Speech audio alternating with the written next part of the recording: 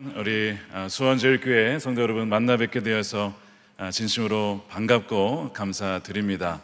사실 2년 전에 제가 최병남 목사님 또 우리 김근영 목사님 처음 뵐 때 최병남 목사님이 막 칭찬을 어마어마하시더라고요. 김근영 목사님이 아시냐고. 전 처음 뵀는데 당연히 모르죠. 그러면서 이 수원제일교회를 전통적인 교회를 완전히 변화시켜가지고 젊은 교회로 부흥하는 교회로 바꾼 목회 천재라고 막 소개를 하시는 거예요. 와, 그런 분이 여러분의 담임 목사님이십니다, 여러분.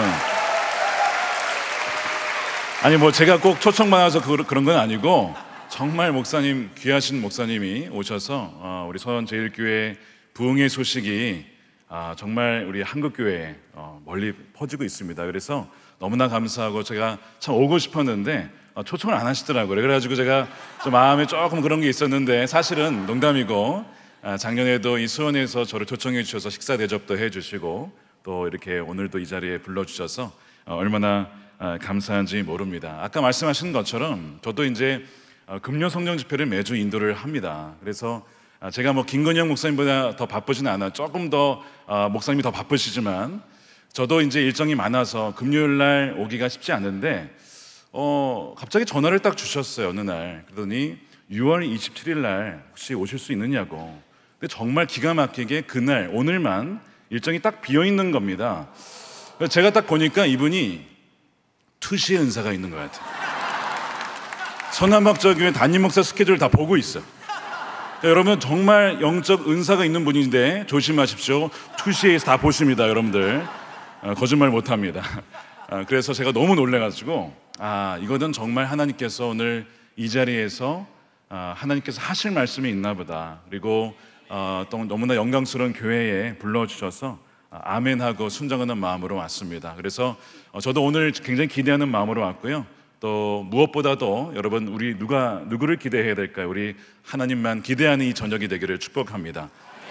그래서 저도 오늘 이 자리에 많은 분들이 하나님께서 하실 말씀이 있구나, 그리고 들어야 될 말씀이 있구나 하는 것을 기대함으로 준비하며 이 자리에 왔습니다. 그래서 여러분 마음 문을 활짝 여시고 또 졸음막이 들어가지 않도록 여러분 잘 깨워서 옆에서 깊이 하나님 은혜 가운데 주무시는 분이 계시면 좀 깨워주셔서 놓치지 않도록 그렇게 격려해 주시면 감사하겠습니다.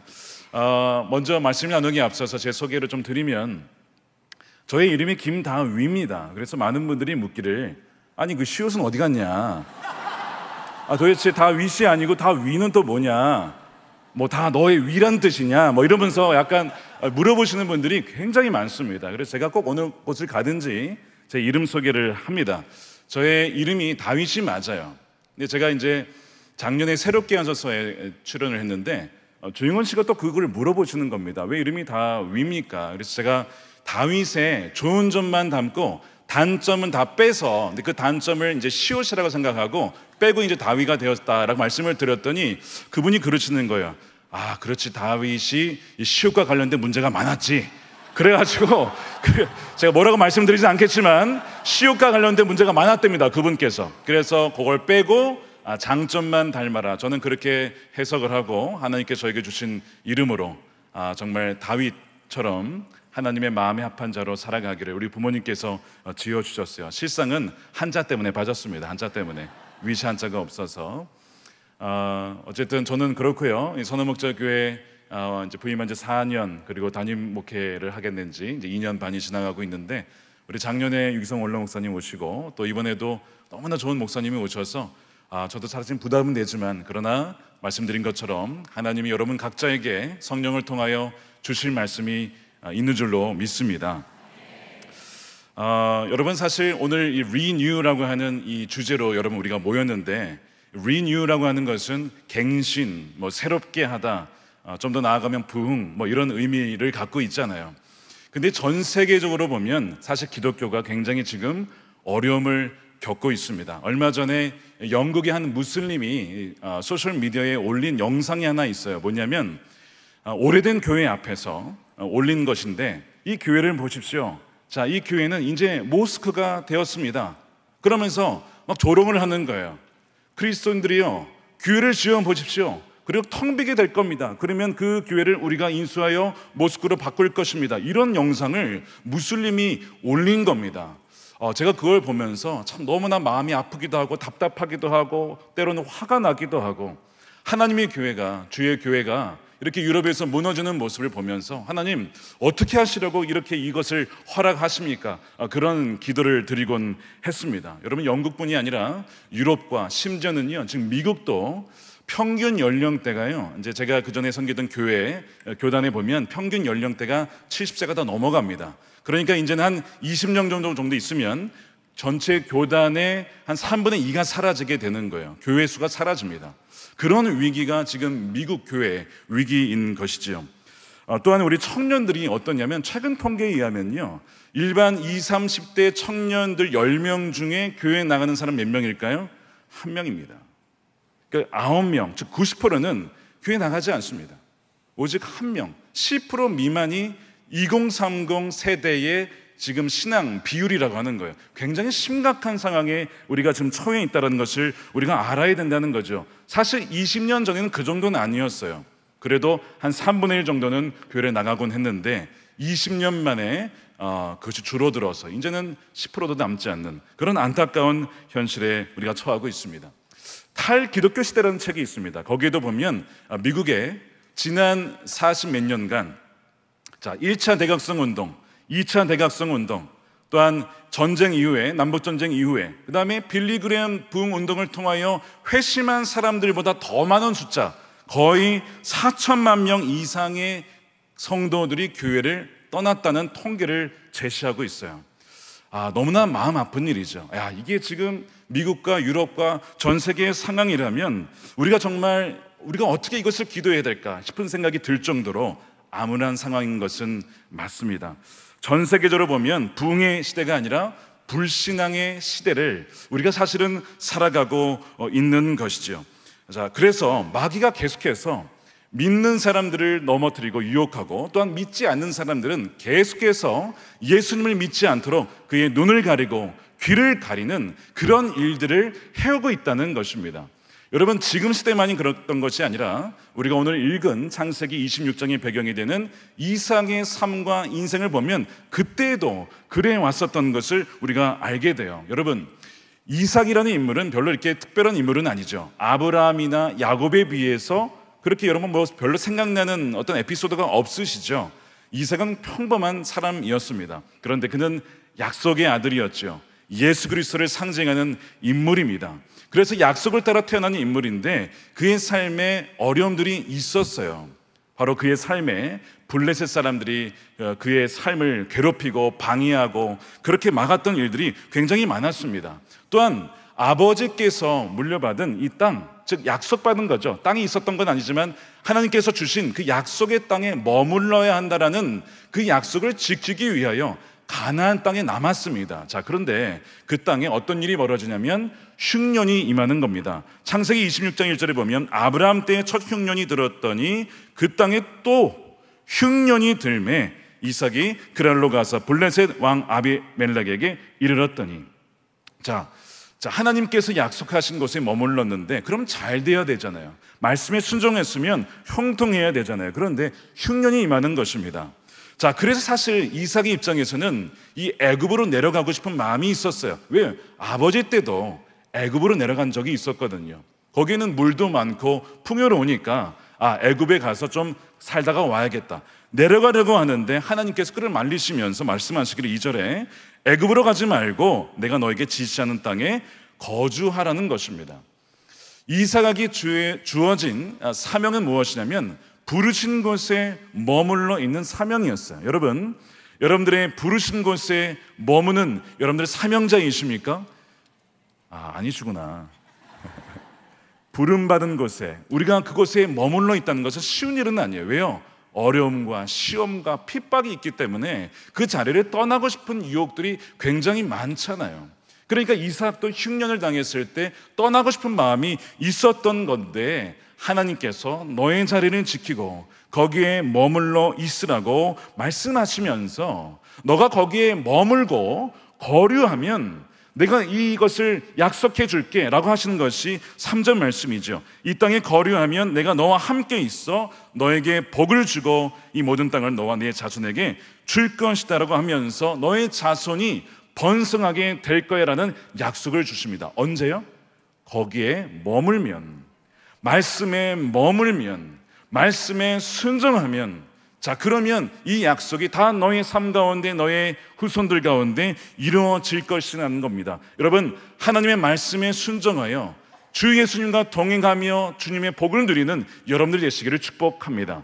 그래서 오늘 우리가 이 밤에 이 자리에 모인 것이잖아요. 하나님의 말씀으로 새롭게 되기 위해서 이 자리에 모인 것입니다.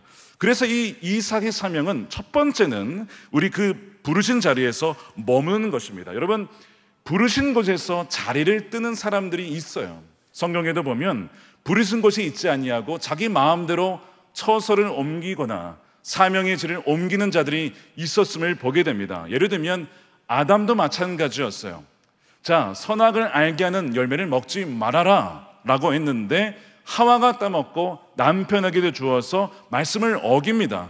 결국에는 그 모든 에덴 동산의 좋은 것들을 다 잃어버리게 되죠. 자, 그러면서 하나님께서 찾기를 뭐라고 하시냐면, 아담아, 너가 어디에 있느냐? 하나님이 지금 아담이 어디 있는지 몰라서 물으셨겠습니까? 아시죠? 뭘 물으신 겁니까? 너의 부르심의 자리가 어디인데 왜 거기를 떠나서, 말씀의 자리를 떠나서, 사명의 자리를 떠나서 엉뚱한 곳에 가 있느냐라고 묻는 겁니다. 자, 여러분들의 사명의 자리가 어딘지를 알고 계십니까? 그리고 여러분들에게 주시는 하나님의 말씀, 내가 순종해야 될 그 말씀이 무엇인지를 여러분 알고 계십니까? 여러분, 하나님께서 우리가 그 말씀의 자리와 사명의 자리를 벗어날 때에 주님을 물으시는 거예요. 아담아, 아무개야, 다윗야, 너가 지금 어디에 있느냐라고 말씀하시는 것이죠. 동시에 이 질문은 하나님과의 관계를 묻는 겁니다. 너와 나의 관계를 떠나서 너가 어디를 가려고 하느냐? 나를 떠나서 너의 힘으로, 너의 지식으로, 너의 경험으로 어떤 일을 계획하려고 하느냐? 그래서는 안 된다라고 하나님은 사실 말씀하고 계시는 것이죠. 여러분 아브라함의 조카 롯을 기억하실 겁니다. 분명히 약속의 땅 아브라함과 함께 왔음에도 불구하고 하나님께 묻지 않고 어디로 갑니까? 소돔과 고모라 지역으로 가죠. 여러분, 묻지 않고 기도하지 않고 분별하지 않고 가는 것은 여러분 재앙인 거예요. 그래서 그 소돔과 고모라에 갔다가 처음에는 잘 되는 줄 알았는데, 그렇죠, 처음에는 인정도 받고 성문에 앉아 있을 정도로 그 도시에서 나름 위치가 있었던 사람이 롯입니다. 그러나 심판을 받고 모든 것을 잃어버리게 되지 않습니까? 그러니까 여러분, 우리가 어디서나 아무 장소에도 있어야 되는 것이 아니라 하나님이 나에게 불러주신 것이 무엇일까? 나에게 감당하라고 하신 것이 어딜까를 기억하고 그 사명의 자리에 머무는 것이 굉장히 중요하다는 거예요. 자, 그래서 이 이삭이 하나님의 약속을 믿고 애굽으로 내려가지 않고 머물렀더니 어떤 일이 벌어졌습니까? 자, 그 해에 여호와께서 복을 주셨는데 그 열매의 100배나 결실을 주셨습니다. 그것이 12절이죠. 이삭이 그 땅에서 농사하여 그 해에 흉년이 임했던 그 해에 100배나 얻었고 여호와께서 복을 주심으로 그 사람이 창대하고 왕성하며 마침내 거부가 되어서 양과 소가 때를 이루고 종이 심히 많음으로 하나님이 복을 주셨습니다. 여러분, 누군가에게 물질적인 재정과 이런 복을 주시는 것은요, 여러분, 사명입니다. 나 혼자 잘 먹고 잘 살려고 주신 것이 아니라 다른 사람을 돕고 섬기고 하나님 나라를 위해 사용하라고 주시는 것이죠. 여러분, 주의 사명의 자리에 머물러서 하나님의 복을 누리고 그것을 흘려보내는 우리 수원주의교회 성도들이 되시기를 축복합니다. 자, 그래서 이런 복을 누렸는데요. 자, 이제부터 시작입니다. 이런 복을 누리면 꼭 누가 있냐면 시기하는 사람들이 있기 마련입니다. 배합하는 사람들이 있기 마련이에요. 바로 이삭에게도 주변에 그런 사람이 있었습니다. 자, 14절에 보면 블레셋 사람이 그를 시기하여, 여러분, 잘 되면 정말 축하해 준 사람은 소수입니다. 대부분의 사람들이 시기하기 마련이에요.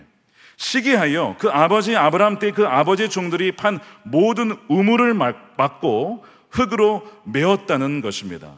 여러분, 그 당시에 지금도 물이 귀하지만 그 당시 우물은 얼마나 귀했겠습니까? 사막 기후에 정말 물을 구하기 어려운 곳에서 우물은 생명수죠.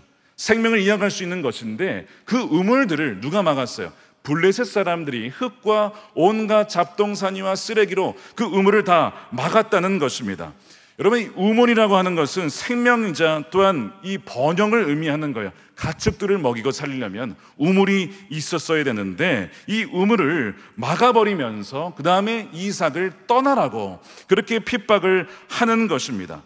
자, 그래서 이삭이 떠날 법도 한데 물론 그 지역을 떠나기는 하지만 가나안 땅이라고 하는 그 범주를 벗어나지는 않습니다. 왜요? 하나님이 주신 약속의 땅이니까 거기를 벗어나지 않으면서 다른 곳으로 이주해 가는 거예요. 자, 그러면서 가는 곳마다 뭘 하냐면 이삭이 예전에 아버지 그 아브라함이 팠던 그 우물들을 파내기 시작합니다. 자, 그것이 18절 말씀이에요. 자, 이 말씀을 우리 다시 한번 읽어보겠습니다. 시작. 그 아버지 아브라함 때에 팠던 우물들을 다시 팠으니 이는 아브라함이 죽은 후에 블레셋 사람이 그 우물들을 메었습니다.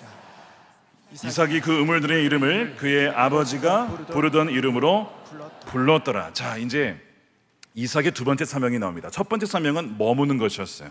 굉장히 중요하다고 말씀드렸어요. 근데 제가 오늘 초점을 맞추고자 하는 것은 그게 아니라 두 번째입니다. 바로 우물을 파는 겁니다. 막혀있던 것을 다시 파내어서 다시 생명수가 나오게 하는 것. 자, 이것이 뭐예요? 이것이 리뉴죠. 갱신하는 겁니다. 다시 회복시키는 것입니다. 다시 살아나게 하는 것이고 다시 부흥케 하는 것이죠. 자, 이삭이 바로 이 리뉴와 아주 가까운 사람이에요. 막혀 있었던 것을 뚫어내는 그런 사명을 감당한 사람이 이삭이기 때문입니다. 여러분, 성경에서 우물이 곳곳에서 등장하는데 여러분, 이 우물이라고 하는 것은 단지 물이 나오는 것이 아니라 구원의 우물을 의미합니다. 그래서 이사야 12장 3절에 그러므로 너희가 기쁨으로 구원의 우물들에서 물을 기르리로다 라고 말씀하죠. 예수님께서 사마리아 여인을 어디서 만납니까? 우물가에서 만납니다. 자, 그러면서 물을 얘기하면서 너가 내가 주는 물을 마셔야만 목마르지 아니할 것이다. 그렇지 아니하면 너는 평생 계속 무엇인가를 찾으며 결국에는 그 목마름을 해결하지 못할 거야 라고 하시면서 물을 얘기하시죠. 그것이 요한복음 4장 14절이었습니다. 내가 주는 물을 마시는 자는 영원히 목마르지 아니하리니 내가 주는 물은 그 속에서 영생하도록 솟아나는 샘물이 되리라 라고 말씀하시는 거예요. 그 여인은 무엇을 물로 삼았냐면 남자를 물로 삼았습니다. 이 남자 저 남자를 만나는데 그 마음에 영혼의 갈증이 해소가 안 되는 겁니다. 이 남편이면 해소해 줄까? 이 남자면 해소해 줄까? 계속 남자를 바꿔가면서 지금 살고 있는 다섯 번째 그 사람도 자신의 남자가 아니었던 거예요. 만족을 누리지 못합니다. 바로 주님이 그 얘기를 하시는 것이죠. 주님이 아니고서는, 성령이 아니고서는 진정한 만족을 누리지 못할 것이다 라고 하시는 거예요. 여러분들은 주님으로 말미암아, 정말 성령으로 말미암아 정말 그 만족을 누리고 계십니까? 예수님이면 충분하십니까? 라고 할 때에 많은 분들이 쉽사리 대답을 못하죠. 예수님도 필요하지만 저는 다른 것도 필요해요. 남자도 필요하고 여자도 필요하고 돈도 필요하고 명예도 필요하고. 이 여인에게는 바로 그 남자가 필요했던 것입니다. 그런데 주님께서 말씀하시기를 내가 주는 물, 즉 너가 나를 만나고 성령을 임하게 되면 넌 더 이상 그런 것들로 인하여서 방황하지 않게 될 거야 라고 말씀하시고, 더 나아가서 너로 말미암아 많은 사람들이 살아나게 될 거야. 예수님께서 요한복음 7장에 가면 나를 믿는 자는 그 배에서 생수의 강이 흘러나올 것이다 라고 약속하셨습니다. 자, 7장 37절이죠. 누구든지 목마르거든 내게로 와서 마시라. 나를 믿는 자는 성경의 이름과 같이 그 배에서 생수의 강이 흘러나오리라. 엄청난 영향력을 얘기하는 겁니다. 여러분들 주님으로 말미암아, 성령으로 말미암아 선한 인플루언서가 되는 여러분들 되시길 축복합니다. 여러분들을 말미암아 주님을 알게 되어지고 그 사람이 변화되어져서 하나님 나라의 일꾼으로 변화지는 일에 여러분들이 쓰임받게 되기를 축복합니다. 이것이 생수의 강이 흘러가는 것이죠. 그런데 바로 그것이 가능한 것은 39절에 이는 그를 믿는 자들이 받을 성령을 가리켜 말씀하신 것이라는 겁니다. 성령을 통하여 성령께서 여러분들의 입술을 바꾸시고 생각을 바꾸시고 여러분들의 인생의 목적을 바꾸신다면 여러분들을 통하여 생명을 바꾸고 인생을 바꾸는 일을 하신다는 약속입니다. 이것이 수원제일교회의 귀한 사명이 되시기를 축복합니다. 자, 그래서 이 우물의 샘 근원은 바로 예수 그리스도이시고 바로 그 물이 흘러가는 것은 바로 성령이라고 말씀을 드렸습니다. 자, 그런데 오늘 반복적으로 나타나는 문제가 무엇이냐 말씀드린 것처럼 18절에 보니까 블레셋 사람들이 그 우물에서 생명수가 나오지 못하도록 막고 있다는 겁니다. 자, 이런 거예요. 자, 분명히 예수님께서 우리의 배에서, 우리 영혼에서, 우리의 삶을 통해 성령을 통하여 생명수가 흘러가게 할 것이다. 너로 말미암아 많은 사람들이 변하게 될 거야. 약속해 주셨어요. 자, 그러면 여러분들 삶도 그러하십니까? 그렇게 쓰임받고 계십니까? 라고 했을 때에 예라고 하시는 분도 있고 모르겠다라고 하시는 분이 있고 아니요라고 하시는 분이 있을 겁니다. 왜 약속은 그렇게 되어 있는데 내 삶은 사람들에게 선한 영향력을 미치지 못하는 것일까? 내가 잘못된 것일까? 말씀이 틀린 것일까? 예수님께서 거짓말을 하신 것일까? 여러분 잘 생각해 보셔야죠. 만약 예수님 말씀이 진리라면, 정말 그분이 맞는 말씀을 하셨다라면 문제는 뭔가 내 안에 있을 수 있다는 것을 우리는 자연스럽게 생각해 볼 수가 있는 건데, 오늘 말씀을 통해서 보니까 이유가, 원인이 여기에 있습니다. 뭐냐면 바로 블레셋으로 상징되는 마귀가 뭔가 우리 안에 성령께서 역사하지 못하도록 우리의 생각과 가치관과 믿음 가운데 뭘 뿌려놓은 겁니까? 흙과 뭔가 더러운 것들을 다 뿌려놓은 거예요. 그래서 그 믿음을 갖지 못하고 말씀을 누리지 못하도록 하는 꽉 막혀 있는 상태, 아마 이것이 우리의 지금 영적인 상태인지도 모른다는 것입니다. 자, 그래서 계속 본문을 읽어보면 계속해서 그 블레셋 사람들이 쫓아오면서 가는 곳마다 이삭이 우물을 파면 또 그것을 빼앗고 막기도 하고 이런 식으로 계속 방해를 하는 거예요. 자, 그래서 20절에 그랄 목자들이 이삭의 목자와 다투어 이르되 이 물은 우리의 것이다 빼앗아 가고요 그 물 이름을 에색이라 하였으며, 여러분 에색은 다툰다는 뜻이거든요. 또 다른 우물을 또 팝니다. 자, 그러면 또 그들이 가가지고 그것을 빼앗았습니다. 그것을 신나라고 했습니다. 신나는 대적함 이런 뜻이에요.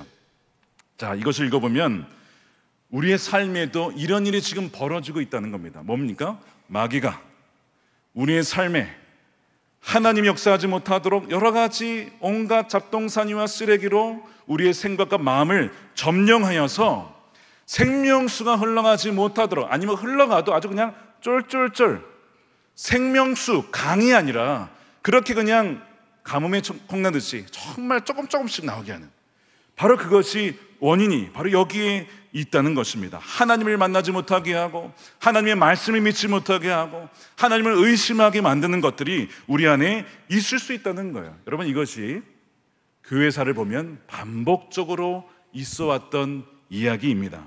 여러분, 혹시 기도가 되시는 분도 있겠지만 안 되는 분도 있을 거예요. 정말 기도를 하고 싶은데 기도가 나오지 않고 기도를 하다가도 막히고 답답하고 응답이 되지 않는 것 같고, 그런 분 계십니까? 여러분, 가정에 정말 화평이 있으십니까? 아니면 불화가 있으십니까? 남편과 아내가 정말 사랑하고 정말 행복하십니까? 부모와 자녀 간에 정말 돈독하십니까? 아니면 자녀가 부모에게 반항을 하고 부모와 자녀 사이에 틀어져 있지는 않습니까? 여러분, 교회가 부흥되고 있죠. 여러분, 수원제일교회는 너무나 부흥하는 교회 감사하지만 많은 교회들이 정체되어 있거나 지금 줄어들고 있는 안타까운 형편에 있다는 거예요. 왜 그럴까요? 바로 블레셋으로 상징되는 마귀가 그런 일들을 하고 있기 때문에 그런 것입니다. 무엇인가가 우리의 영혼의 우물이 막혀 있기 때문이라는 것이죠. 자, 그래서 이 오늘 본문 말씀으로 영국의 어떠한 목사님께서 이런 얘기를 하셨어요. 교회가 생명력을 잃고 전혀 영향력을 발휘하지 못했던 침체의 시기를 교회사를 통해 살펴보면 예외 없이 그런 시대의 교회 생활을 특징 짓는 중요한 사실은 기독교의 중요한 진리가 부인되었거나 감추어졌거나 아니면 소홀히 여겨서 그것을 선포하지 않고 그것을 사람들이 믿지 않았기 때문이다라고 말씀을 하고 있다는 것입니다. 자, 그러면 오늘날 이 시대에 블레셋이 뿌려놓은 흙더미는 무엇일까? 여러 가지가 있지만 그 중에서 몇 가지만 소개를 해드릴까요? 첫 번째는 여러분, 이신론이라는 것이 있습니다. 이게 뭐냐면 이런 겁니다. 18세기 영국을 지배했던 사상인데 지금도 마찬가지예요. 한국에도 이런 사상이 있어요. 신이 세상을 만든 이후에는 이 세상에 간섭하지 않는다 라고 믿는 거예요. 자, 그런데 신기하죠? 하나님의 계심을 믿긴 믿는데 그러나 내 삶에 간섭하시고 주관하시고 섭리하시는 하나님이라고는 믿지 않는 거예요. 이런 믿음을 이신론이라고 믿는 겁니다. 여러분, 제가 이제 미국에서 잠깐 목회를 했었는데요, 한 청년과 대화를 하는데 그 친구가 이런 얘기를 하는 거예요. 하나님을 믿는데요, 너무 귀하다, 정말 귀하다. 그런데 그런 얘기를 하는 거예요. 그런데 하나님이 제 삶이 직접 간섭한다고 저는 믿지 않습니다, 이러는 거예요. 그래서 왜 그렇게 생각하니? 라고 했더니 그 친구가 이런 얘기를 하는 겁니다. 하나님이 정말 이 세상에 개입하신다면 왜 이 세상에 이렇게 고난과 고통과 아픔이 많습니까? 하나님이 살아계시다면 간섭하여 다 막아주셔야 되지 않을까요? 그러므로 신의 존재는 저는 믿지만 간섭하지 않는다고 보는 것이 합리적입니다. 이 얘기를 하시더라고요. 대학생 친구예요. 여러분 어떻게 생각하세요? 이런 고민 해본 적 있으십니까? 여러분, 믿는 사람들도요, 상당히 이런 믿음 가운데 있는 경우가 굉장히 많이 있습니다.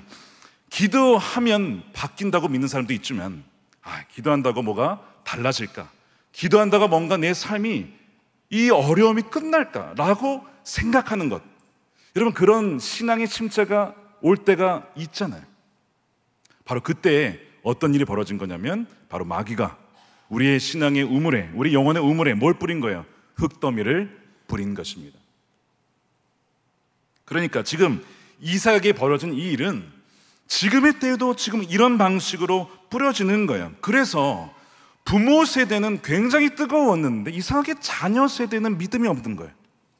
왜 그렇게 됐을까요? 역시 의심과 불신과, 하나님이 계셔도 아예 안 계신다 그러면 반항하고 막 이렇게 거부 반응을 일으키니까 계시긴 계시지만 너의 삶에 관심은 없으셔, 이 지구상에 역사하진 않으셔, 이런 식으로 속여가지고 그게 그럴 법하다, 그래 이 세상에 많은 전쟁과 고난을 보니까 하나님이 역사하는 것 같지는 않다, 이렇게 점점 속이다가 나중에는 하나님은 안 계시다, 이렇게 만드는 거죠. 다 이것이 마귀의 전략인데, 그러다 보니까 여러분 다음 세대가 점차 어떻게 돼가고 있습니까?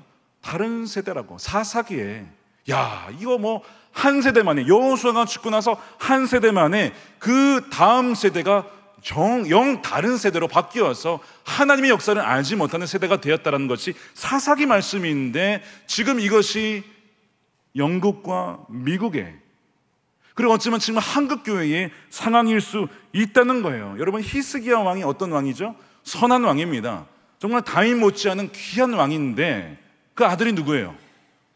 므낫세입니다. 가장 악한 왕이에요. 아니 어떻게 한 세대 만에 그 히스기야 같은 왕 아들이 므낫세와 같이 악한 자가 태어날 수 있느냐? 여러분, 우리가 마귀를 무서워해서는 안 되지만 무시해서도 안 됩니다.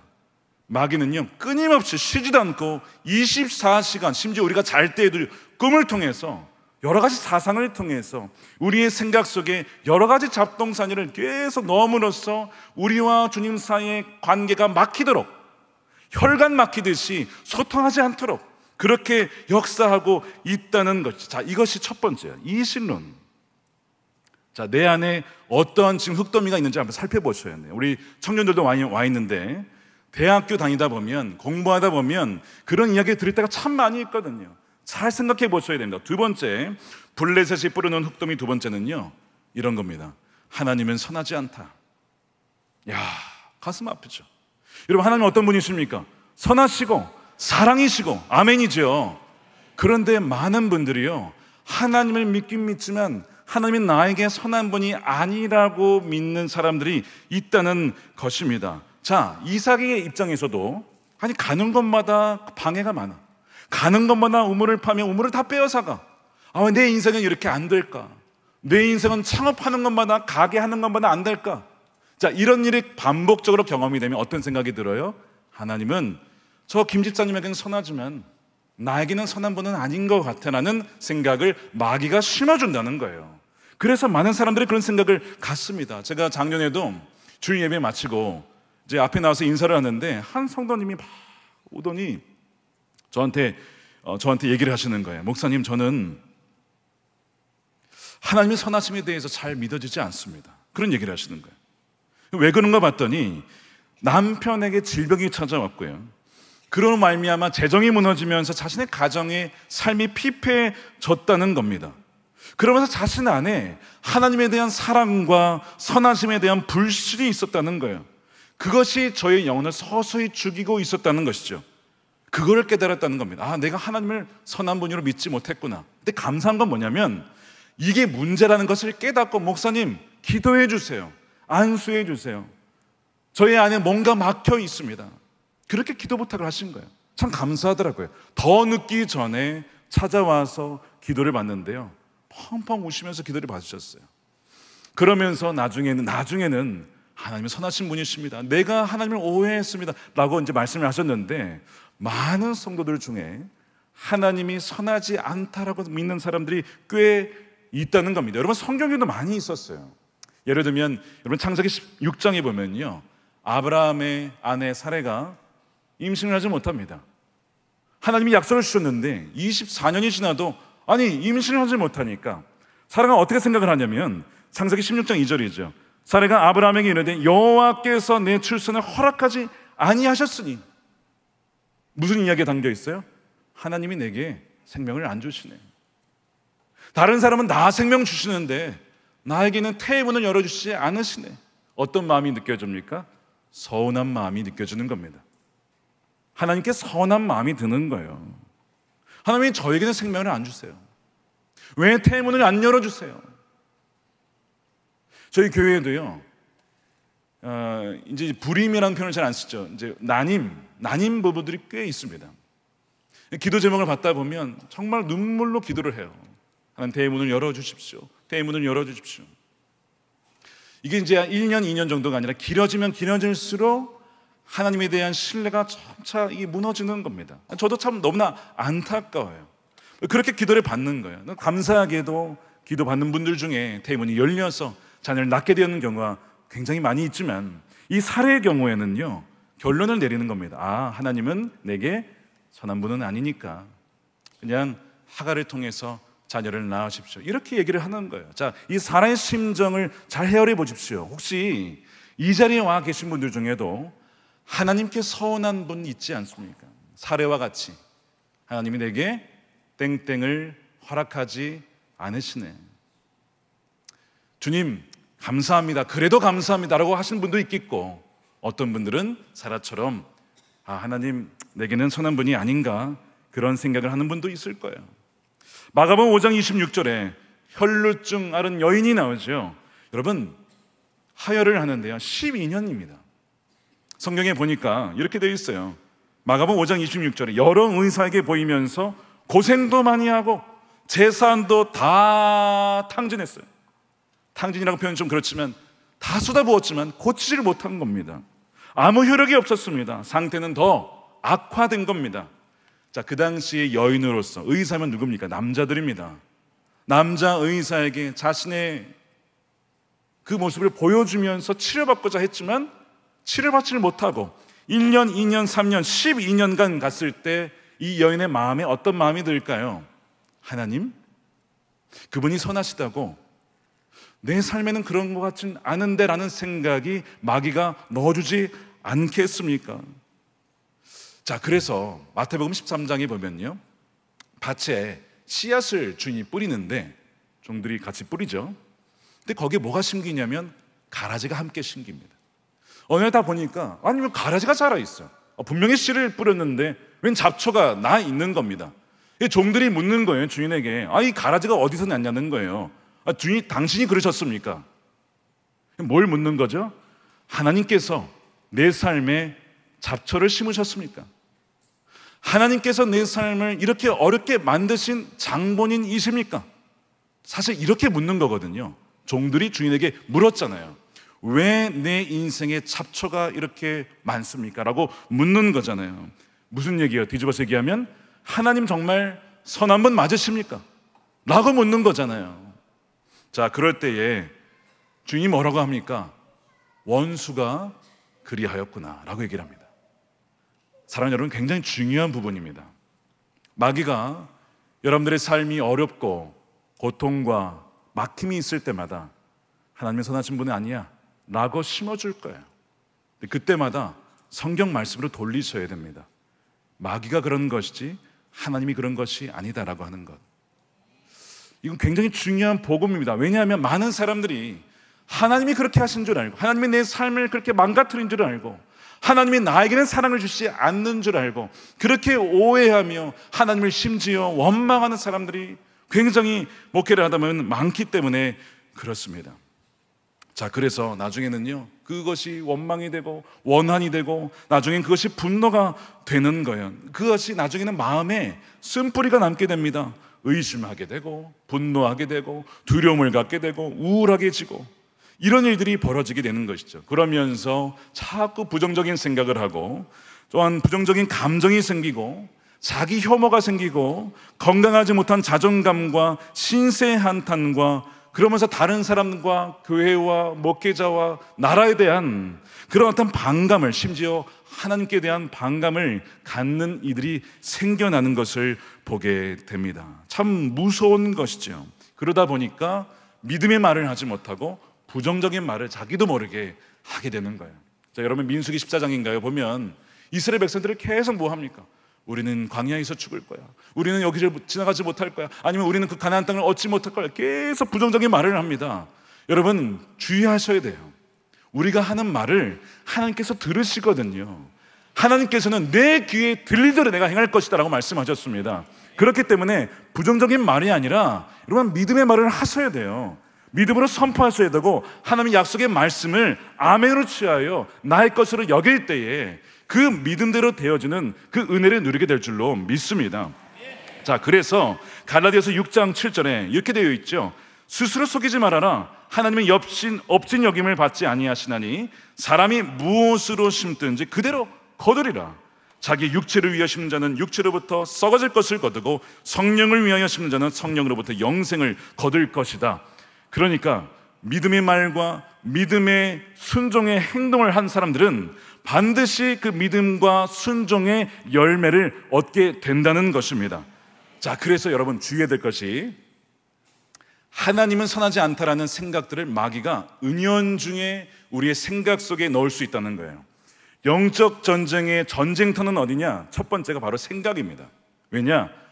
가룟 유다에게 예수를 팔 생각을 넣었어요. 예수님을 팔아. 야, 예수님은 메시아 아니야. 이런 생각을 넣었어요. 처음엔 생각이었는데 그것을 나중에 마음에 품게 됐죠. 여러분 생각이 굉장히 무서운 거예요. 우리의 생각이 드는 모든 생각이 내 생각이 아니고 주님이 주신 생각이 아니고 그 중에는 뭐가 있어요? 마귀가 주는, 넣어주는 생각이 있을 수 있다는 거예요. 그렇기 때문에 내 머릿속에 들어오는 비판하는 생각과 어떤 미운 생각, 악한 생각 이런 모든 것들이 분별하여서 하나님이 기뻐하신 생각인가 아닌가를 정말 면밀하게 마치 사람 들어오면 입구에서 검사하듯이 말이죠. 시큐리티 체크하듯이 검사를 해보셔야 돼요. 왜냐하면 마귀는요 변장을 하고 들어오거든요. 여러분 그 다윗이 밧세바의 어떤 그 음욕을 품고 넘어지게 되잖아요. 그렇죠? 밧세바를 보고 목욕하는 장면을 보고 그녀를 데려오게 합니다. 그리고 이제 이 간음에 빠지게 돼요. 나중에 이제 나단 선지자가 와가지고 이야기를 하잖아요.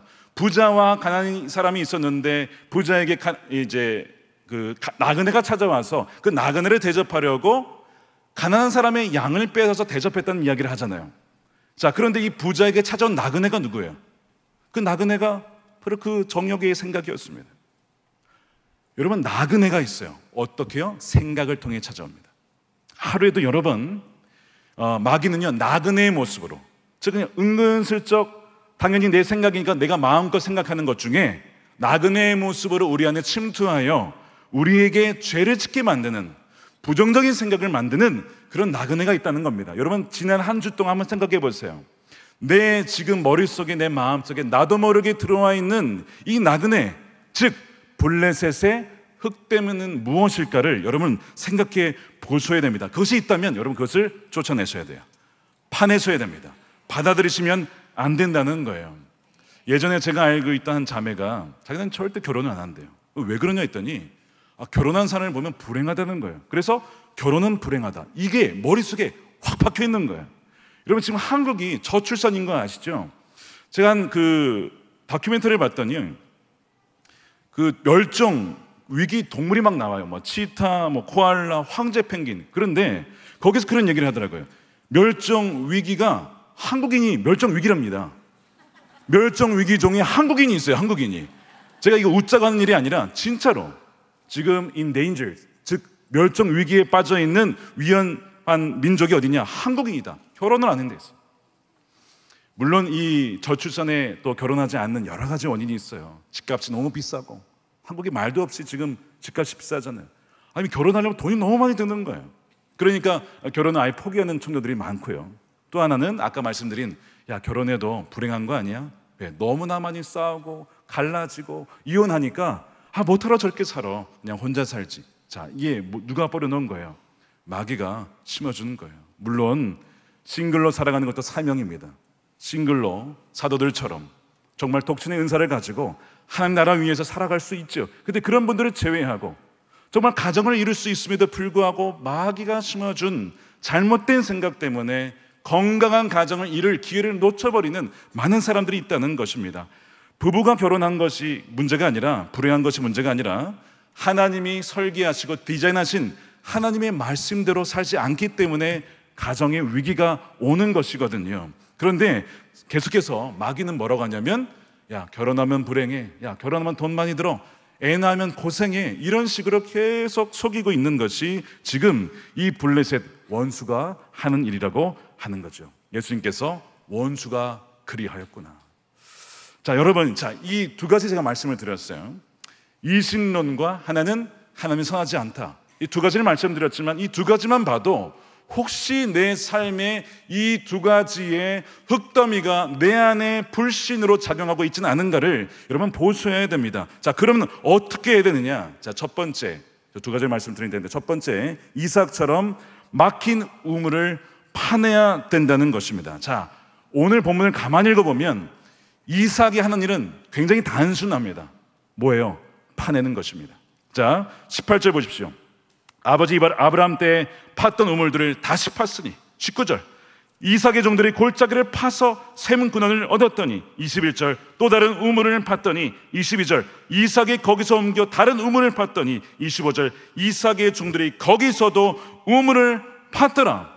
내 생각과 가치관의 기초가 무엇인가? 정말 말씀인가 아닌가를 하나하나 점검해 보면서 아닌 것들을 바꿔나가는 것이 파내는 것입니다. 여러분, 이것이 굉장히 중요해요. 별거 아닌 것 같아도 그 잘못된 세속적인 가치관들이 내 안에서 하나님을 향한 믿음을 무너뜨리고 있기 때문에, 그래서 그 말씀을 가지고 점검해 봐야 된다는 거예요. 자, 그래서 기도하실 때 오늘 성령님, 제 안에 지금 이 가라지가 심겨 있습니까? 잡초가 심겨 있습니까? 성령의 그 우물 안에 흙더미가 부어져 있지는 않습니까? 그것이 무엇인지 깨닫게 해 주십시오.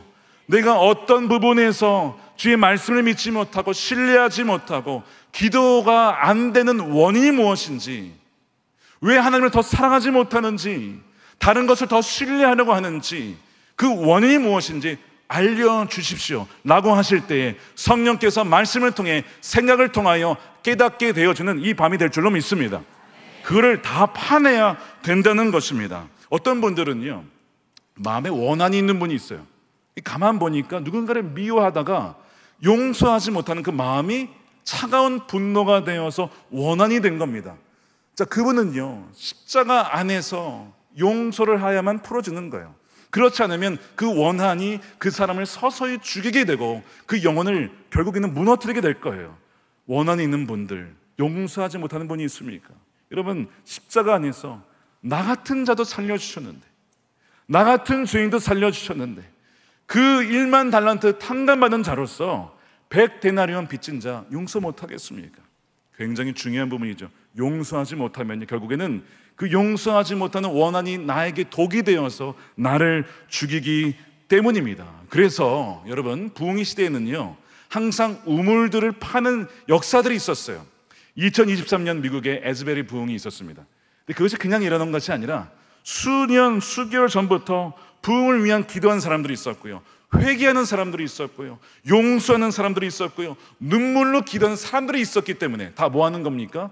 부흥을 위해서 다 그 우물을 파내는 작업들이 있었기 때문에 거기에서 생명수가 터져 나와서 많은 사람들을 살게 된 것이죠.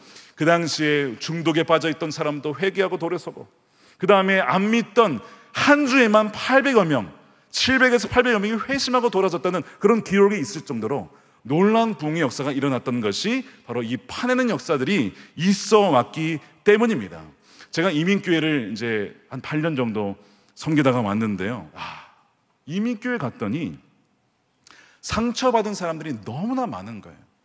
서로에게 상처를 받고 목회자에게도 상처를 받고 뭐 이 사람 저 사람에게 상처를 받았어. 게다가 제가 있었던 곳이 캔자스시티라고 미국의 딱 가운데입니다. 중부 지역이거든요. 근데 그 지역은 어느 곳이냐면 대개 미국에 가면 대도시를 먼저 가요. 그것이 뭐 LA든 그것이 뉴욕이든 달라스든 대도시를 갔다가 사업을 하다가 실패를 하면 중소도시로 이사를 갑니다.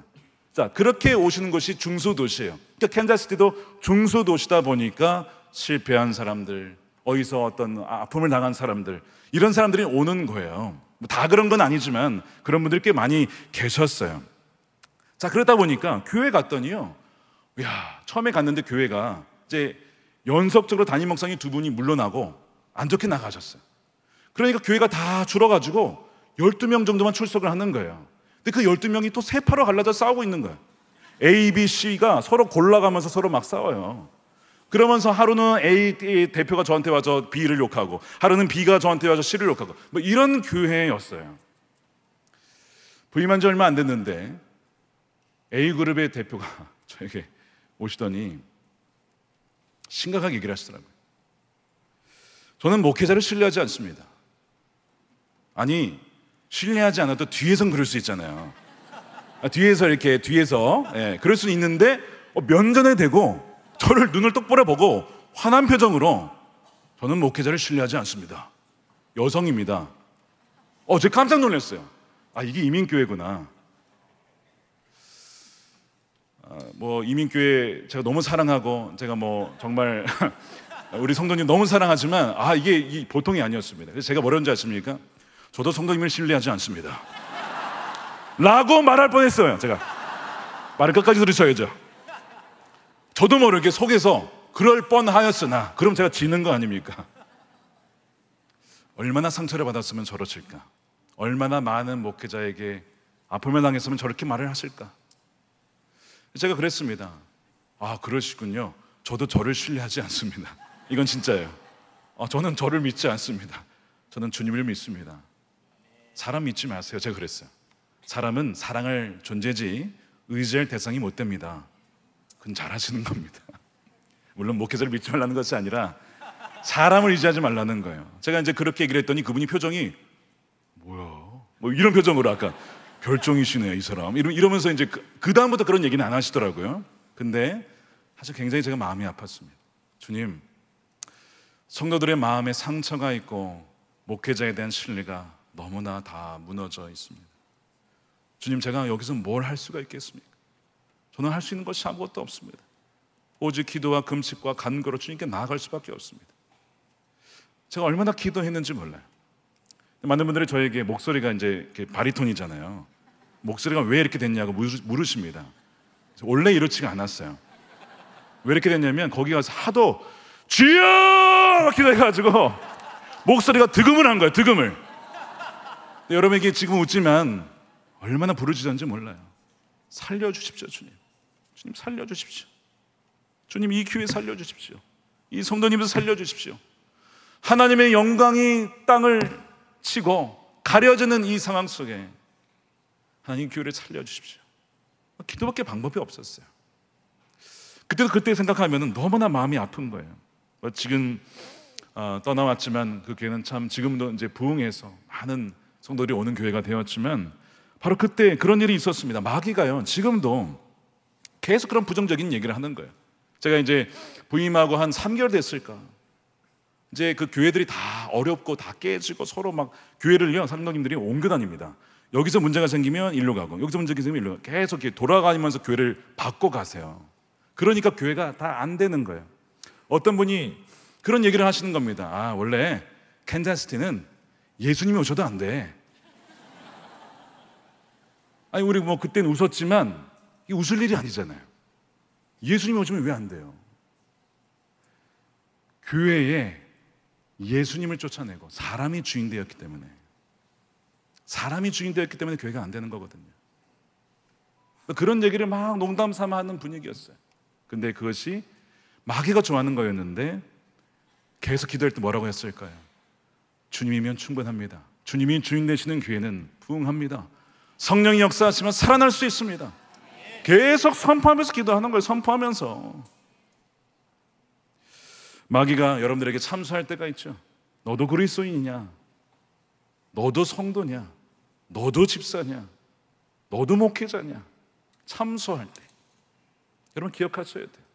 맞다, 나는 아무런 자격 없지만, 나는 아무 공로 없지만 주 예수님께서 나를 위해 다 죽으시고 나의 옛사람은 다 십자가에 못 박혔고 이제 내 안에 사신 분은 예수 그리스도이시다. 내 안에 있는 권세는 나의 권세가 아니라 주님의 권세다 라고 선포할 때 마귀는 깜짝 놀라서 도망갈 겁니다. 그렇게 선포하고 승리는 여러분들이 지길 간절히 축원합니다.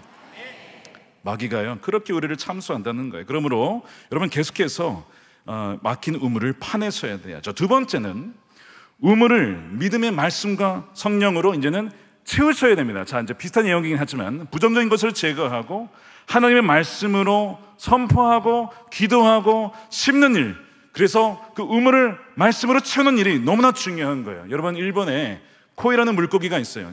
굉장히 신기한 물고기인데 어항에 키우면 한 5cm까지만 큽니다. 연못에 키우면 한 15cm 정도 커요. 호수에다 두면 1.5m 이상 큽니다. 이 물이 얼마나 크냐에 따라서 크기가 달라지는 거거든요. 여러분 이게 무엇을 상징하냐면 부부관계에 비교해보면 아내로부터 늘 인정받고 칭찬받으며 살아가는 남편과 늘 불평과 원망과 비난과 그런 말을 들은 남편과 여러분 똑같겠습니까? 전혀 다르다는 거예요. 맨날 당신이 하는 게 그렇지 뭐, 당신이 뭘 할 수 있겠어, 이런 말을 듣는 사람과 당신이 최고야, 당신은 할 수 있어 라고 하는 말을 듣는 남편과 누가 성장할까요? 당연히 후자죠. 자, 종종 목사님들이, 이게 좀 비밀스러운 이야기이긴 한데 목사님들과 사모님 사이에 가끔 다툴 때가 있습니다. 뭐 때문에? 설교 때문에. 뭐라고 하냐면 사모님이 어느 날 어떤 사모님께서 목회가 너무 안 되니까 답답해가지고 그 화나는 마음에 남편 목사님에게 뭐라고 한 거예요. 당신 설교 좀 잘해봐. 아유, 스님이 당신보다 더 잘하겠다. 거기서 스님이 왜 나오냐고. 거기서 스님이 비교 종교학 한 것도 아니고. 이런 식으로 조롱을 하면서, 야, 그러면 여러분 아무리 목사님이라도 믿음이 있어도 그런 얘기 들으면요 위축이 되죠. 아, 나는 스님보다 못하는구나. 이게 제가 우스갯소리를 한 거지만 서로에게, 부부가 남편이 아내에게, 아내가 남편에게, 부모가 자녀에게 하는 말을 가만히 보면 우리는 정말 긍정적이고 믿음의 말을 세워주기보다는요 부정적인 말을 할 때, 조롱하며 뭐 그런 얘기를 할 때가 굉장히 많다는 거예요. 누가 좋아할까요? 부정적인 말을? 마귀가 엄청 좋아하는 것입니다. 제가 교회를 이제 다녀보면요, 많지는 않았지만 다녀보면 부흥하는 교회의 특징이 있어요. 여러 가지가 있는데 그 중에 하나가 뭔지 아십니까? 성도님들이 담임 목사님을 엄청 사랑한다는 겁니다. 수원교회 보니까 목사님을 엄청 사랑하시죠. 보니까 할렐루야. 정말 담임 목사님을 세워주고 기도해주고 존중해주고 정말 기대를 높여드리며 응원하는 그 교회는 부흥할 수밖에 없어요. 그 사랑을 통하여 이 성도님들에게 가장 좋은 꼴을 먹이기 위하여 목숨을 다하여 말씀을 준비하고 그들을 위해서 기도하고, 그들이 엉뚱한 길로 가면 그 잃은 양을 위하여서 목자가 되어 달려가는 사람이 바로 목사님이잖아요. 그러니까 그 사랑받는 목사님일수록 그 교회는 부흥하지 않을 수가 없는 것이죠. 그러니까 여러분, 우리 김근영 목사님 위해서 기도해 주시고 응원해 주시고 사랑을 더 많이 보여주시길 축복합니다. 그렇게 할 때 우리 수원제일교회가 더욱더 부흥하는 교회가 될 줄로 믿습니다. 여러분, 아까 사라의 회복을 얘기 말씀드릴 때 사라가 아까 하나님 날 사랑하지 않으신가 봐 그런 생각했잖아요. 좀 서운한 마음을 가졌잖아요. 하나님이 사라의 마음을 알고 있었어요. 모르는 게 아니에요. 다 계획 가운데 있었는데 사라가 기다리지 못했던 것뿐입니다. 나그네의 모습으로 찾아오셨죠. 그리고 아브라함이 환대를 했습니다. 그리고 아브라함을 통하여 사라에게 이렇게 들리라고 얘기를 합니다. 무슨 얘기를 하냐면 다음에 이맘때에 내가 반드시 너를 찾아올 건데 그때 너에게 아들이 있을 거야. 약속의 말씀으로 주시는 거야. 사라야, 너 잊혀지지 않았어. 여러분을 잊지 않으셨습니다. 주님이 여러분을 다 알고 계세요. 여러분들의 사정과 지금 기도 제목이 무엇인지, 어떤 눈물의 아픔이 있는지, 또한 상처가 있는지, 어떤 서운함이 있는지 주님은 다 알고 계셨다는 거예요. 사라의 그 말, 하나님이 내게 허락하지 않으셨으니 다른 사람을 통해서 나왔어요. 그 말을 하나님이 들으셨어요. 그리고 오셔서 사라야, 아니야 내년 이맘때에 너가 아들을 낳을 거야. 약속의 말씀을 주셨고 그 약속대로 누가 태어난 겁니까? 이삭이 태어나게 되는 것입니다. 사랑하는 여러분, 기다려도 응답되지 않는 기도가 있습니까? 물론 응답되지 않는 것도 응답일 수 있지만 하나님을 신뢰할 때 가장 선하고 좋은 것으로 주시는 하나님을 신뢰하는 여러분 되시기를 축복합니다. 하나님 여러분들을 잊지 않으셨다는 거예요. 여러분, 혈루증 앓았던 여인도 마찬가지죠. 12년간 아팠으면요, 그 정도 아팠으면 나 하나님 안 믿어, 하나님 안 계셔 라고 저라도 말했을 것 같아요. 그런데 그녀가 12년 동안 낫지 않았음에도 불구하고요, 어떻게 고백한지 아십니까? 예수님이 오셨다는 얘기를 듣고 그의 옷에만 손을 대어도 구원을 받으리라 생각함일러라 이렇게 되어 있습니다. 자, 그런데 그것이 영어로 보니까 이렇게 되어 있어요. She had been saying to herself. 무슨 얘기냐면 그녀가 과거에 계속해서 반복적으로 자기 자신에게 말을 했다는 거예요. 무슨 말을 했습니까? 자, if I just touch, 그러니까 그분의 옷자락을 만지면 나는 나을 것이라고 과거부터 지금까지 계속 자신에게 말을 한 겁니다. 무슨 얘기냐면 말씀으로 자신에게 선포한 겁니다. 내가 예수님의 옷만 만져도 나는 나을 거야, 나는 나을 거야, 나는 나을 거야, 나는 나을 거야, 나는 나을 거야. 그랬을 때 정말 만졌더니 예수님이 그 능력이 빠져나가 그가 낫지 않습니까? 그녀가. 놀라운 얘기입니다. 그 수년간의 아픔에도 불구하고 하나님은 선하시다라는 것을 잊지 아니하고 신뢰를 잃지 않고 하나님은 나를 잊지 않으셨어. 말씀을 붙잡고 자신에게 선포한 거야. 자신에게. 여러분, 시편 46편에도 보면 내 영혼아 너가 어찌하여 낭망하느냐, 하나님을 소망으로 품고 삼아라 라고 말씀을 하죠. 시편 기자가 뭐 하고 있냐면 자신에게 선포하고 있는 거예요. 내 영혼아 왜 낙심하고 있어? 왜 절망하고 있어? 왜 하나님을 부인하고 있어? 하나님이 돌아가셨니? 하나님이 주무시고 계시니? 아니잖아. 하나님은 살아계시잖아. 하나님을 소망을 삼고 일어서라 라고 자신에게 말씀으로 선포하는 것입니다. 굉장히 중요한 얘기입니다. 제가 목회를 하면서 저도 낙심의 화살을 받을 때가 있어요. 어려울 때가 있어요. 제가 어떻게 할까요? 주님께 기도하고 동시에 저에게 선포합니다. 다윗아, 너는 하나님의 사람이야. 하나님이 택하신 사람이야. 하나님이 예수님을 보내주시고 너를 택하셨고 예수 그리스도의 보혈을 부어주셨고 십자가에서 죽으셨고 전부를 내어주셨고 너를 사명의 자리를 불러주셨어. 반드시 너를 쓰실 거야. 일어나라. 다윗아, 일어나라. 자신에게 선포하는 거예요. 성경적인 얘기입니다. 최면이 아니라 말씀을 가지고, 약속을 가지고. 이 여인도, 시편 기자도 그랬을 때에 어떻게 되었습니까? 그 말씀대로 이루어지게 되는 것입니다. 여러분, 우리가 지금 잃어버린 것이 그거일지도 몰라요. 그 말씀에 대한 신뢰, 하나님은 선하시다라고 하는 것을 잃어버려서 기도가 안 되고 기도의 능력을 맛보지 못하는 것일 수도 있다는 거예요. 만졌더니 주님께서 뭐라고 하시죠? 딸아, 내 딸아라고 하십니다. 너무나 감동적인 장면이에요. 주님이 나를 아실까? 주님이 나를 잊으신 거 아니야? 라고 할 때 그렇게 생각했을 수도 있겠지만 주님은 정확하게 알고 있었어요. 내 딸이라고 말씀하시죠. 그러면서 딸아, 너의 믿음이 너를 구원하였다. 너의 믿음이 너를 구원하였다 라고 말씀하시는 거예요. 여러분들이 이 믿음이 여러분들에게 부어지게 되기를 축복합니다. 평안히 가라. 너의 병에서 놓여 건강할지어다. 할렐루야. 금요 성령 집회 때 어떤 분이요, 저희가 이제 치유 기도를 한 달에 한 번씩 하는데 말씀을 듣는데, 자, 오늘은 치유를 위해서 기도하겠습니다. 자신이 지금 병이 아프신 분은 손을 얹고, 오늘 주님께서 여러분들을 치유하기를 원하십니다. 자, 그렇게 믿음이 드신 분은 자리에서 일어나십시오. 그래서 막 일어나셨어요. 어떤 분이 어떤 일이 있었냐면, 혈루병 앓은 여인처럼 피가 멎지 않는 여인이 있었습니다. 산부인과 갔더니요, 이거 심각하다, 빨리 수술해야 된다. 아, 이게 오진 않냐? 다른 산부인과 가도 또 그 얘기를 하는 거야. 그러니까 이 여인이 너무나 절박하고, 남편도 마찬가지예요. 남편은 예전에 어렸을 때 교회를 다니다가 안 나가다가 결혼을 하고 아내가 아프니까 이 아내 병 때문에 이제 교회에 나오게 된 거예요. 근데 그때 치유 집회에 오시게 된 거예요. 근데 믿음에 주님이 오늘 나를 치유하신다, 이 여인이 마음이 들더랍니다.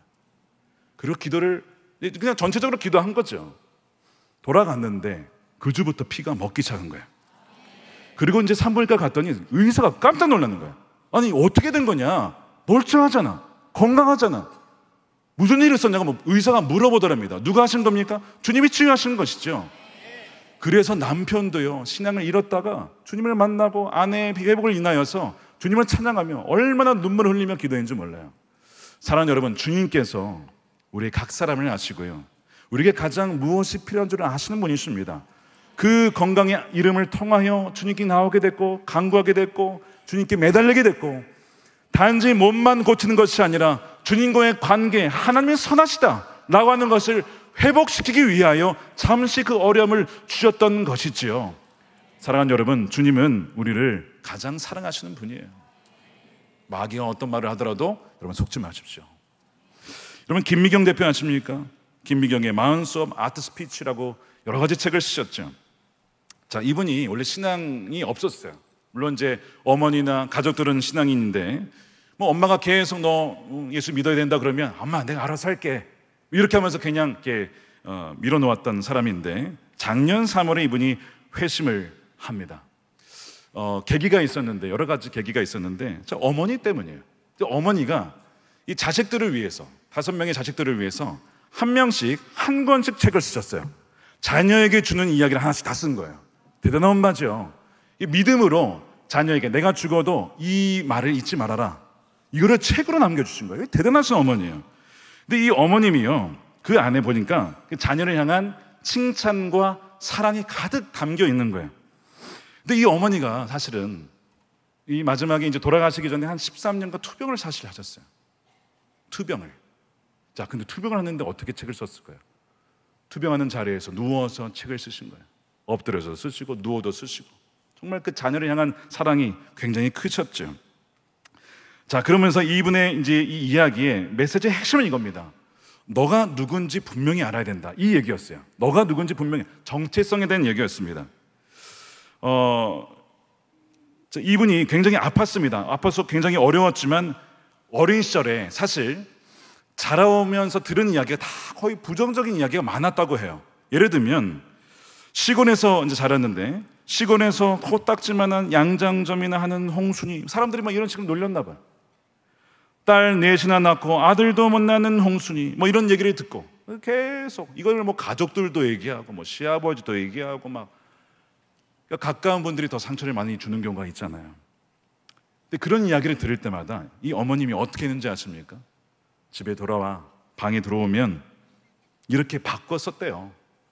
딸 넷을 낳아서 훌륭하게 키울 홍순이.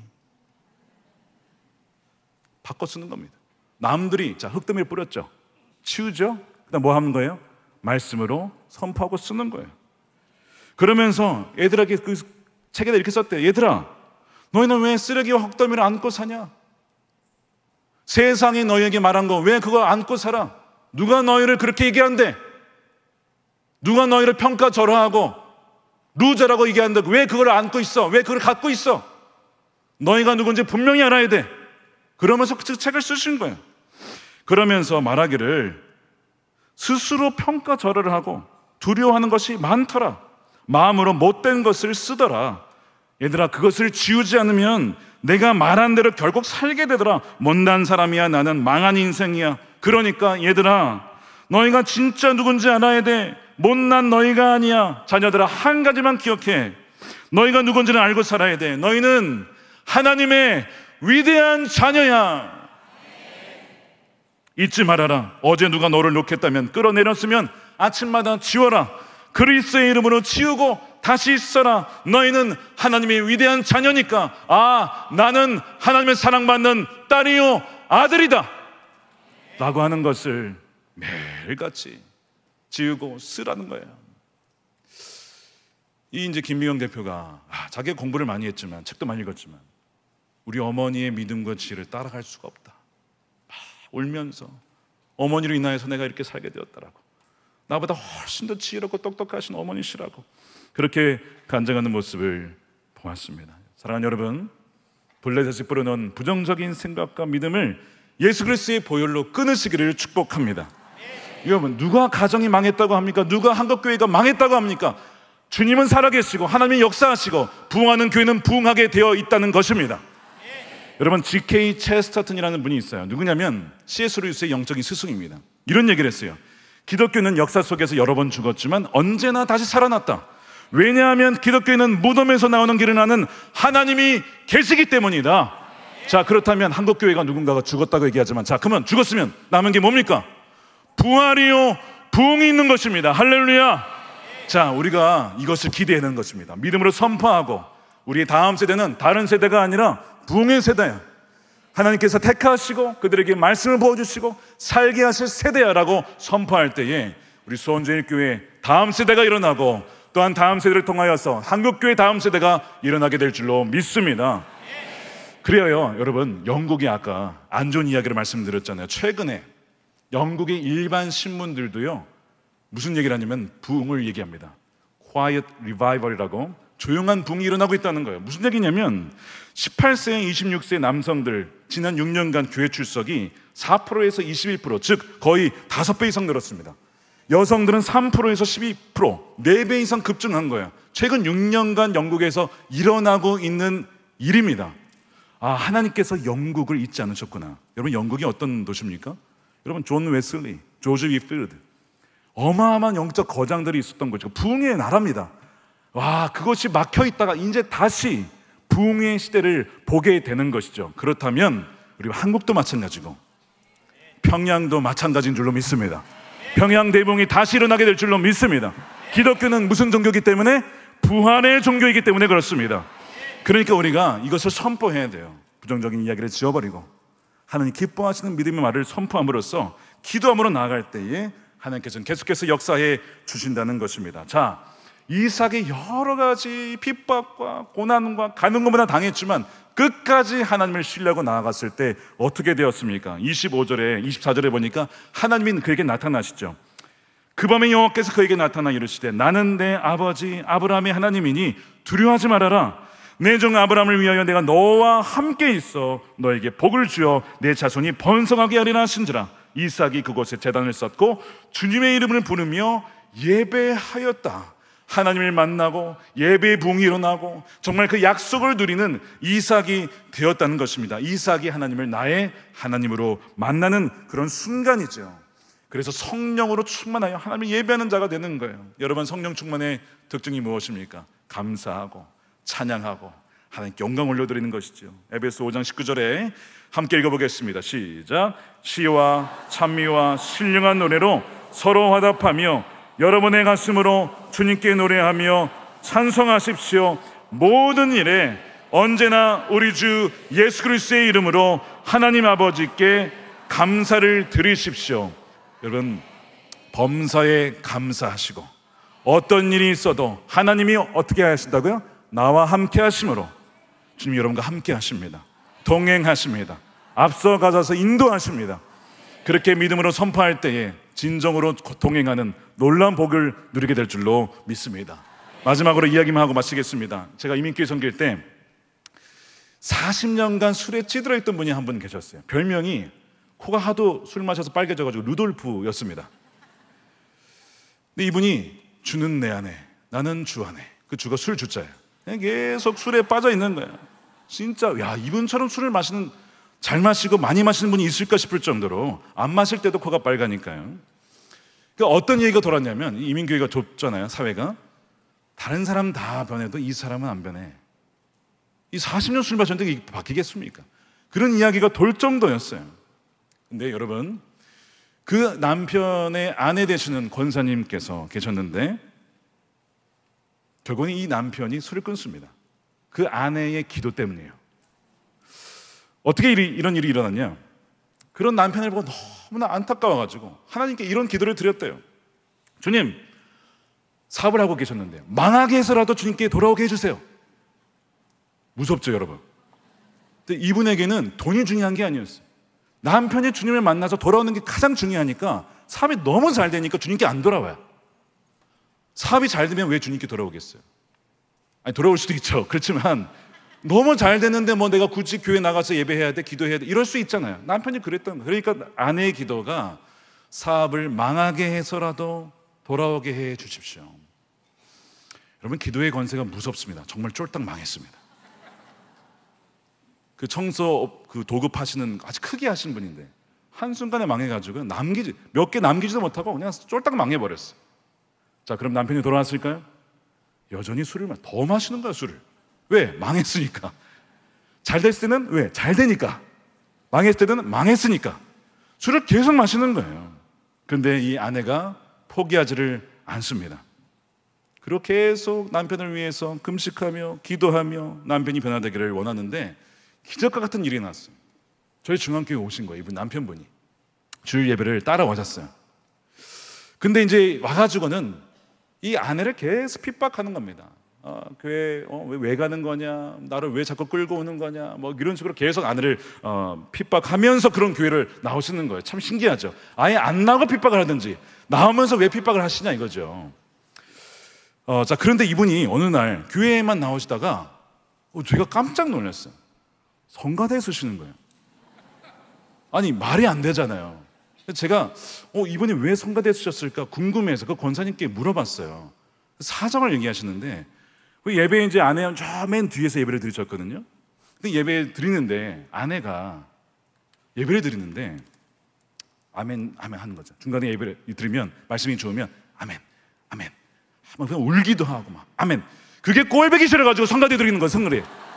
아유, 꼴보기 싫어가지고. 근데 그분이 왜 그럼 또 성가대냐? 교회를 안 나오면 되지. 노래를 또 좋아하셔 이분이. 왜? 술을 마시면 또 노래가 또 좋잖아. 그러니까 노래를 좋아하는데 그 아내랑 있기는 싫으니까 꼴보기 싫어서 와서 성가대를 하기 시작하는 거야. 믿음이 없는데 여러분, 이 말씀이 능력이 있다고 했죠. 찬양이 능력이 있습니다. 가사가 다 뭐예요? 대개 말씀을 바탕으로 지은 거 아닙니까?